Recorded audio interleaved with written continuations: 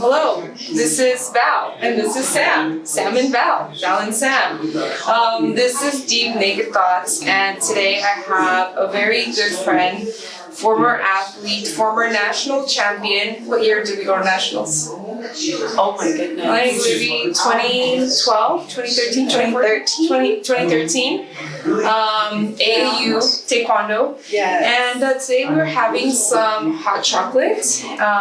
What is it? Aztec hot chocolate. Aztec mocha. Yes.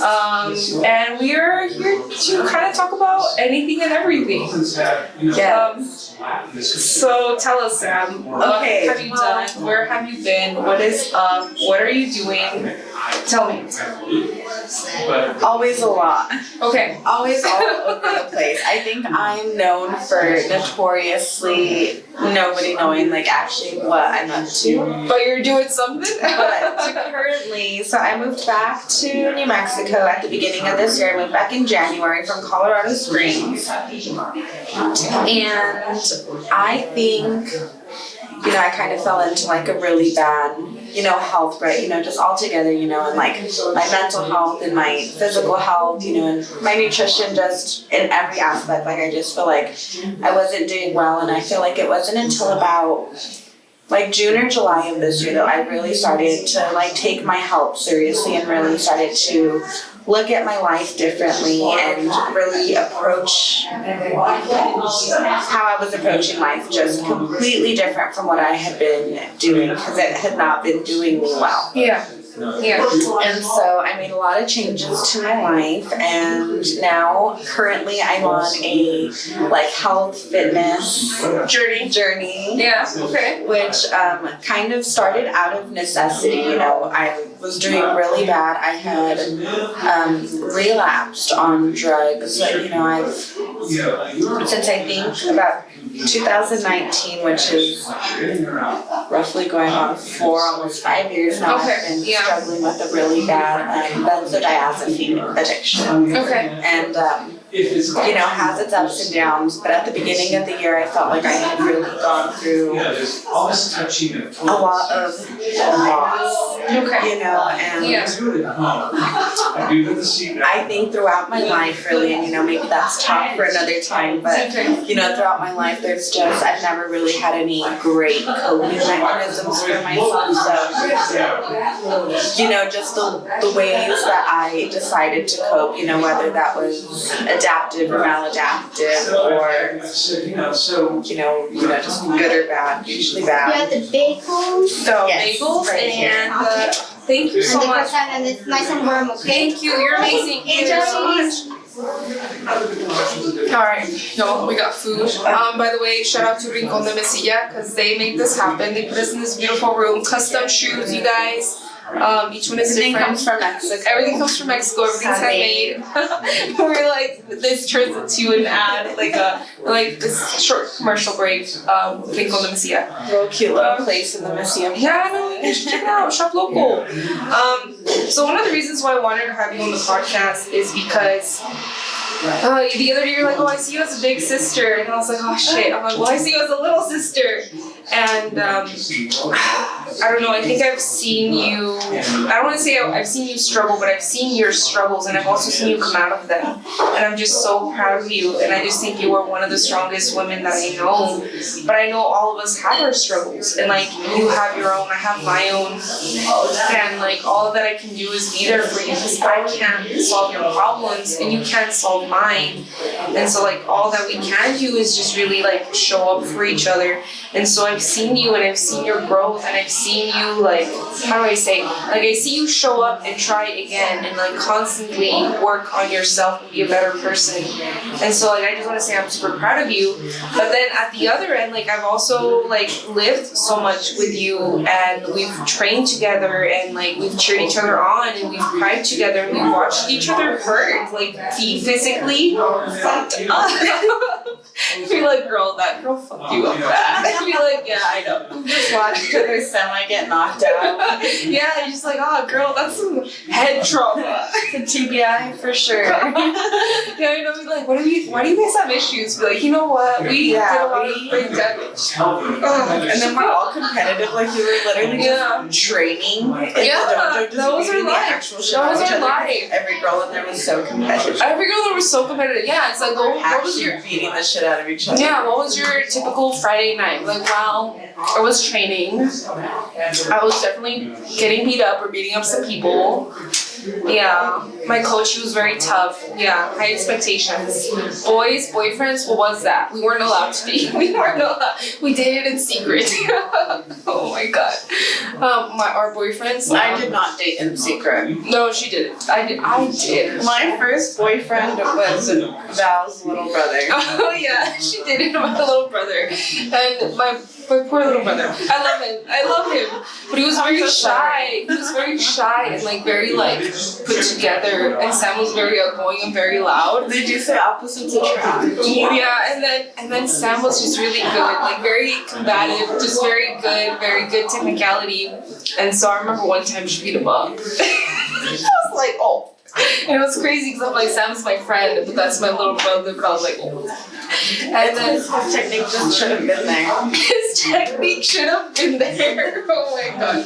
This podcast is gonna turn into analyzing that fight. Because you remember the fight. You were in the fight. I watched the fight. I saw my brother. Oh god. Anyway, no, I completely agree with a lot of the things that you're saying, and it was really hard for me. I don't know how it was for you, like growing out and being an athlete, because I remember having this very lean, very muscular body that I don't want to say didn't look female, but it didn't have like boobs or a butt. And then all of a sudden, like growing into like a woman, and be like, oh lord, and like gaining weight, and then like not knowing how to cope with that. Like that was a big deal for me because we grew up getting weight in, like that was part of our lives, like making weight, running, making weight, and then all of a sudden like not making weight. Making weight was insane because I don't know which weight class you were in, but I was like, I sat at the very, very bottom of my weight class. Like I barely made it into my weight class. So I was like bordering weight classes, so there was like no room for me to have any error. Oh my god. In my weight. Oh my god. You know, because if there was any error in my weight, I was having, because if I just dropped just enough weight, I was at the top of the weight class underneath me, you know? So then I was training to be at the top of that weight class, and if I didn't make weight, now I'm at the bottom of the next weight class. Yeah. You know, and I'm not, well, realistically, the way we were trained, we were trained. we could have fought anybody bigger than us. Yeah, you know, because loving the weight classes actually wasn't a big deal. Yeah, they made us fight men. They made us fight guys. Yeah. Like, I've always been pretty small. Like, I'd say, I mean, I've always been like around 5 foot. Yeah. And like, at the time that I was like maybe 120 pounds, you know, but that's like, my whole body was just like muscle, you know, and muscle weighs more than fat. I was very small. And I was training with like 230-pound men. Like, I remember one time I put my whole body, like, flew into the wall and there was a hole. Oh my god. In the wall. And there was a hole in the wall. Because I was fighting with Mr. Benching. Oh, okay. You know, Master Castillo comes over and he's like, you're not hitting her. He's like, well, she's little. small. He's like, hit her. And he's like, if you do not hit her, I will hit her. Yeah, dude. Swear. Oh, looks yeah, dude. And so he looks at me and he goes, I'm so sorry. But he didn't think, he thought it was the better alternative for him to hit the absolute shit out of me. He thought that was the better alternative to Master Castillo kicking me. I don't know. It's like abuse. It's like, do you rather be abused by somebody you know or somebody you don't know? I'm trading. I loved them both. Yeah. Just getting all hit and I loved. Oh my god. No, these are very This is how my relationships, I formed them. Okay. I'm just kidding. No, like what? I'm like, okay, that's a deep thought. That's a deep thing. I'm just kidding. That was supposed to be a joke, but she did not laugh. Sometimes therapist Val is out and about. That's like one of my other personalities, and I'm like, oh Yeah, sorry, that's a trauma joke. I'm like, oh, do you want to That's talk how I about that? started loving and hoping. Yeah.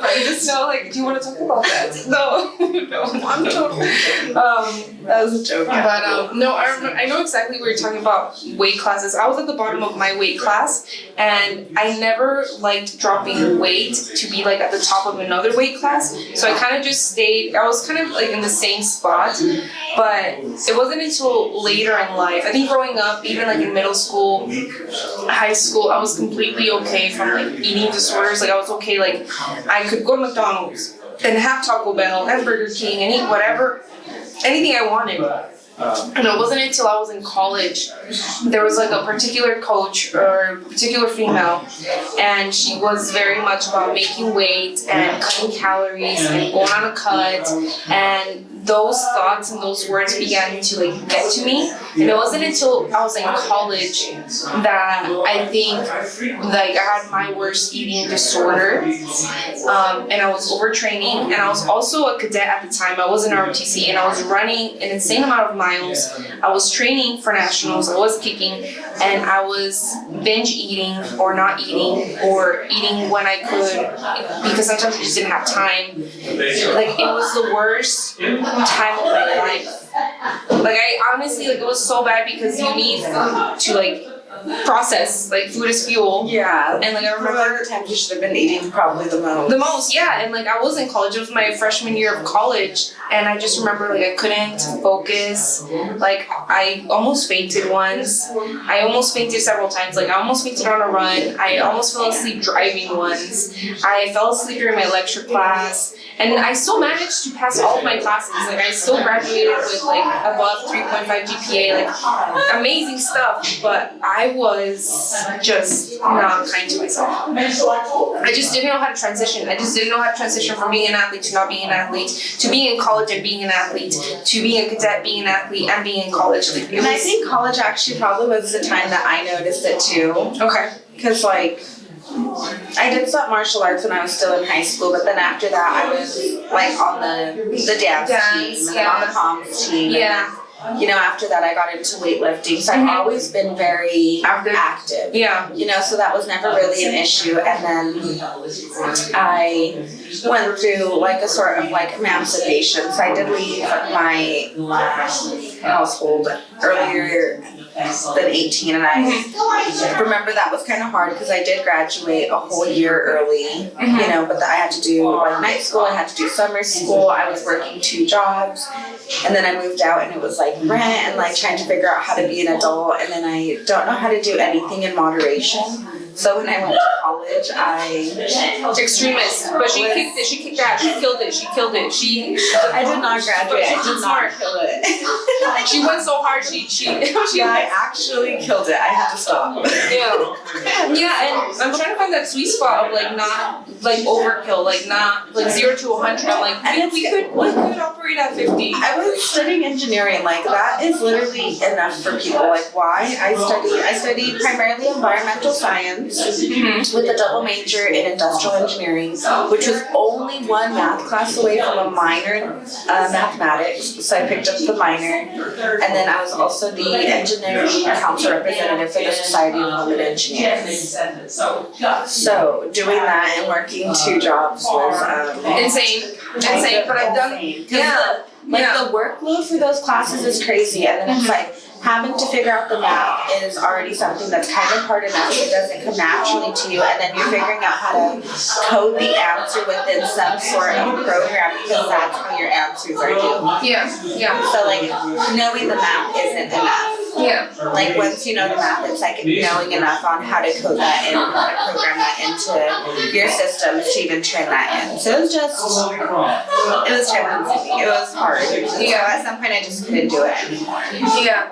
And I remember that chapter in your life because I remember you've just gotten your meat tattoo.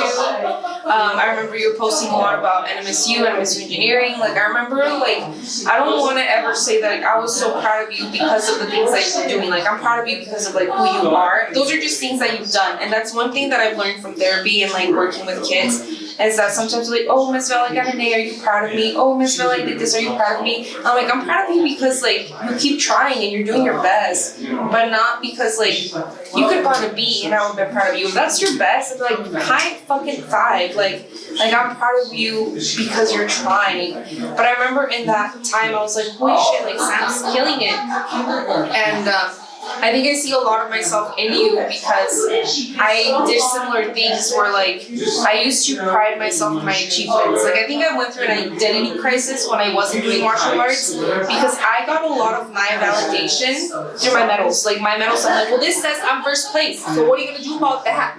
Like, does that make sense? And then it was like after the whole like medals, I was like, yeah, people, like, I've had like Olympic trainers, you know, come up to me and tell me like, you know, I'm really good, and they're like, you know, Olympic trainers, you know, like. Then I went to Colorado Springs, which is, you know, where a lot of Olympic people are and train because the elevation's so high and it's so cold. You know, it's a really great place to train. And I found amazing trainers, you know, and like, I actually completely lost my trainer. No, but I think martial arts has made me an amazing human, very determined human. Yes. But it also, the competitive aspect, and then the competitive aspect of, like, you can win something shiny, and, like, say, like, you beat all these girls in your division, or, you know, things like that. I got a lot of my validation from that. I don't even think it's the shiny things. I think it's the fact that constantly just feeling like. Are you ladies doing? Are we doing okay? Doing great. Do we need anything? We're okay for now. Thank you. I feel like I always just feel like I feel like the constant need to overcome something. Yeah. So like, and then like, I feel like in Extreme our martial dopamine art, hit. and I feel like in our martial arts studio growing up, like, there wasn't just like, you know, I feel like there's people who obviously were like, oh, remember blah blah blah, they were so good, you know. Yeah. But there wasn't like one singular person who stood out as like the best person there. Like, I feel like some of us fought each other and it was actually like really hard and difficult, and like I feel like everyone constantly challenged each other, so it was just like, you know, like I feel like just like constantly just like overcoming, and like even if it was just trying to beat the people within your own school, you know, like. Yeah, because that determination carried on to everything we did, and that's like the thing that I noticed, especially with you. I feel like that's why I saw you as the little sister, was because it's like she's killing it in martial arts, she's killing it at dance, she's killing it in school, she's killing it here. Like, everything became about like being number one, and it wasn't even like be number one in your class. It was like just be your best self, but like getting that praise, like that dopamine high of like, oh, like the accomplishment. And for a long time, like that's the only way that I feel like people ever showed up for me. Like my parents, I love them so much, but I don't think they were very loving and tender, and like, you know, like they only showed up for me when I was on a stage getting a medal, going to an acceptance speech. You know, like I had to actively perform to get love, and that's how I felt. Well, okay, and so I think this is so crazy because I didn't even, and a lot of my friends like reached out to me and told me that they held hard feelings over this, but I didn't invite anybody to my graduation. Oh, okay.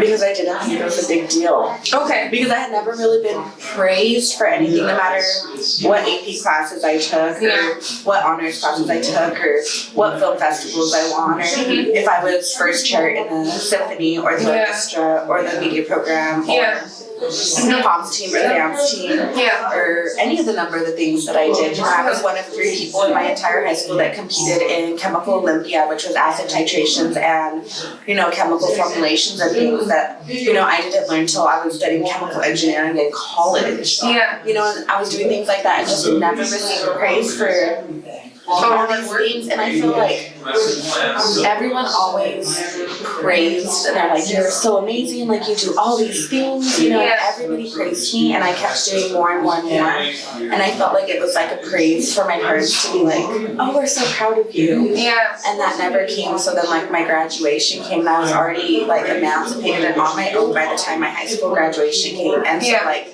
I think they gave me like a $50 gift card to like go out and eat. Like we didn't even go out to eat to dinner together. So there was just like no source of like validation, I guess. And so once I like graduated high school, I was just like, what do I even live for now? Like I wasn't even doing that stuff because I liked it. Like I just wanted to be praised at that, and I never received it. And so then I'm an adult who's just always wanted praise, who's never gotten it. And I'm just like, and like to your point, what you just said, I had that realization where you're like, who am I even doing this for? Because I remember it hit me when I was in grad school. Like I got my bachelor's, killed it, like graduated Crimson Scholar, like heck yeah, killing it. And like I had a good job, like by the time, like I was already like working in my field, like I was already setting myself up to go to grad school. And then I remember being in grad school and like absolutely hating it, and not even knowing like how or why I got there, and being like, I'm like actually literally doing this so somebody be like, we're so proud of you, we love you, but nobody's doing these assignments for me, nobody's staying up late for me, nobody is stressing out with me drinking all this coffee. I was working 3 jobs because I was living on my own, and like I had a place, I had rent to pay and bills, and like I was like, I felt like I was killing myself, and like for who? For somebody to like clap for me and tell me they were proud. Once you like come to that realization, and then you're just like, who am I doing this for? You know, then you just like kind of everything just like changes. And I feel like, you know, sometimes you're 24 years old when you ask yourself, you ask yourself, and you're just like, really, wait.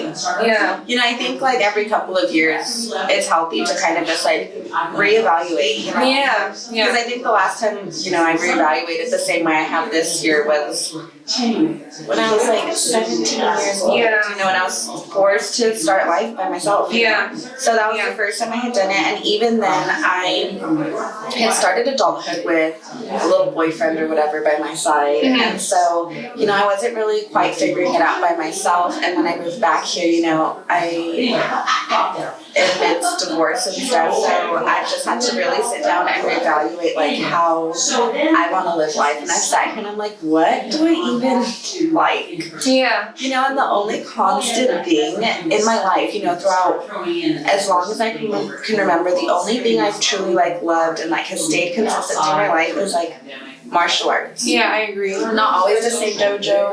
Not always the same martial art. You know, I've jumped around from many martial arts. I'd say I'm very versed in martial arts. Very cool. Love that. You know, but like no matter what, like that's just always been like the one constant in my life. Like I think like martial arts is like my love, my passion. Yeah, me like too. That's my thing. Like people are like, what do you like to do? And I'm like, I like to hit people. I like to hit people, No, but I think to wrap this first interview up, I think that's a good place to leave it, is like, I think questioning yourself is healthy, and like questioning why you're doing the things that you're doing. Like, am I doing this so somebody can see it? Like, I don't know, I want my ex to see how great I'm doing. No. I think a really important point is like, you need to live for yourself. For yourself. Like, figure out what you like, even, and just live for yourself. Ask yourself those hard questions, like, why am I doing this? Is this for me? Is this for somebody else? Do I like what I'm doing? How did I even end up here? Like, is this something I see myself doing for like the next couple of years? And for me in my master's, I was like, I hate this. Like, I never want to do this again. I'm like, why am I even doing this? That's what I did with engineering. I actually hated it. I actually would never go back. I would never actually even get that degree. As far as I got into it, I would never actually. That's how I feel about grad school. But it made me so smart. It made me very intellectually smart when it comes to people. But besides that, I'm like, I'm not using it. It's okay. So last thought, Sam, for this interview. What do you think? What is something that you leave the audience behind? Love yourself. Love yourself. Live your life. Don't count the calories. Okay, don't count the calories. That's a good way to end for that one. That is episode 1 with Sam on Deep Naked Thoughts. Thank you guys.